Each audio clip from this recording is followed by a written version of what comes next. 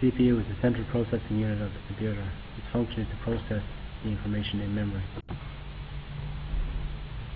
CPU normally consists of 5 basic components: random access memory, registers, control unit, arithmetic logic unit, and buses. Random access memory holds data that is to be processed. The data stored in RAM relates to any operating program and is only stored while the relevant program is in use.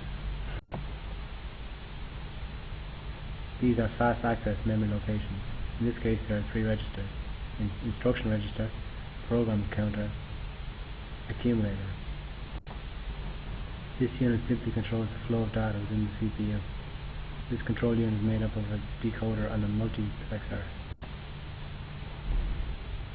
The ALU carries out all required mathematical calculations and carry out all mathematical operations on binary numbers.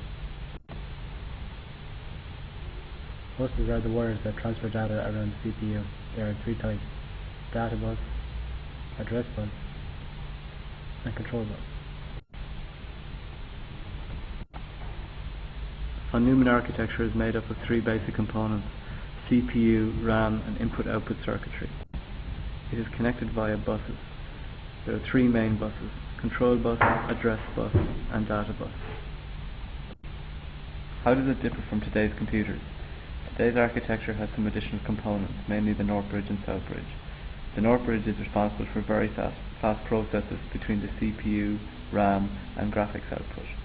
The South Bridge is responsible for the slower processes: reading and writing to the hard disk drive, input and output from mouse and keyboard, and communication with other devices like sound cards and network interface cards.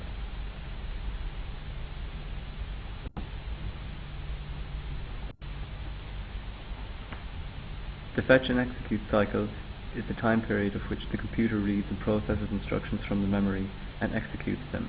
This process is a continuous cycle which is used until the computer is turned off or until there are no more instructions to process. What happens during the process? First, the program counter fetches the next instruction, example, load memory location, into the accumulator. Next, the instruction is decoded. This instruction is then executed. The program counter then fetches the next instruction, example, add 2 to the accumulator. This instruction is then executed, which gives us a result of 7 in the accumulator. The next instruction is then retrieved, example, store result 7 in memory. This is then executed, and if there is no more instructions, the program ends.